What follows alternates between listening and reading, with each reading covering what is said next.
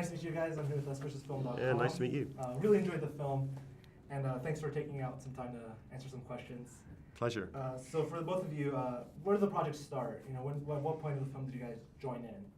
Well, I read the book quite a few years ago. I was just sent it by a producer of the film, who's a friend of mine. We'd done other things together, and actually another director was doing it at the time, and he just said, "Read this, it's great." And I read it and called him up and said, "I love that book. It's so fantastic. If the other director falls off, I'd love to make it."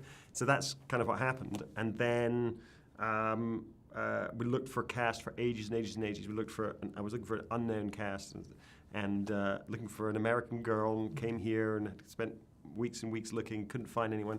And then the casting director suggested Saoirse, and we met, and she walked in the room, and I thought, she's perfect. And obviously, Saoirse can do American so brilliantly, and flawlessly, and she's a little older than I think originally I'd imagined. I think the character was like 16 and you were 18 at the time, and that was partly why I hadn't thought of her before. But she came in and she read a couple of scenes and had us all in tears. I just bribed him, basically. That's what I actually did. Yeah, I kept sending him hampers and bouquets of flowers and things like that. There's the way to my heart. Yeah. And Saoirse, how did you use the book to sort of prepare for your role as Daisy?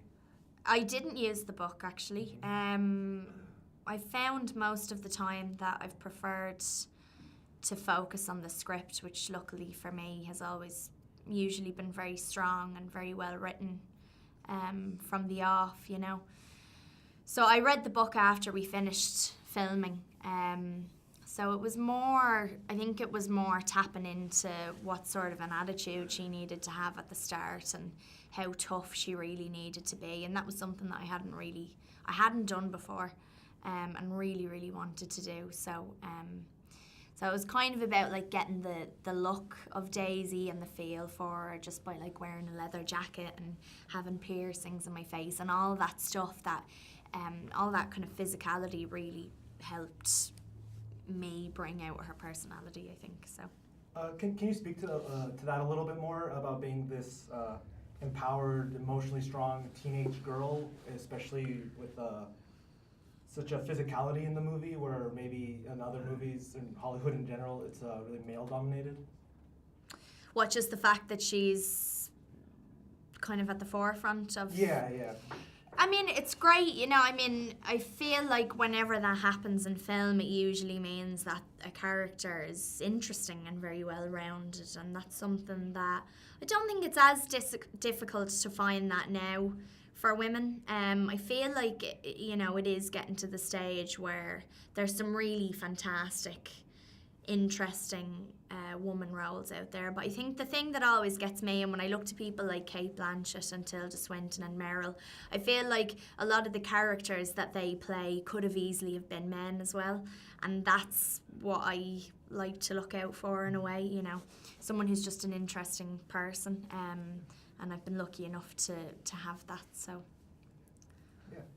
And then how do you guys think that the film stands apart from other movies, but also based on young adult novels? How does it stand apart? Well, I think the novel itself is a beautiful piece of literature in its own right, and that was what attracted me to the project. And initially, it was just how beautiful and original book it is. And the originality of it, I think, comes from the fact that it starts off being one thing. You start off thinking this is a love story about the troubled American girl who comes to stay with her cousins in England and is going to be in some way, you know, transformed by love there. And that is what happens, but it happens in a very roundabout way because, you know, halfway through the movie it becomes something really other and something, you know, very, very different. Plus, Daisy is a truly troubled character in this film in a way that maybe you don't see too much in mainstream American movies. She's somebody who can be. She is quite a bitch to begin with. I don't think she's really a heroine either, which I quite like. I don't see her. I mean, I don't mean that she's not. Is she a heroine? I don't know. Well, she's certainly she's somebody she's who flawed. I think she's flawed. What I mean by that is she's not like other young female characters that we've seen quite a bit that are quite heroic. She's not presented in that way. You know, she's a very human. Yeah, it's a very internal journey for her, isn't it? Because she's going to change so much, and that's what I think is so brilliant about what Saoirse does with the part, is that you can see that enormous swing of the Daisy from the beginning to the Daisy at the end, it's an incredible journey that you go on.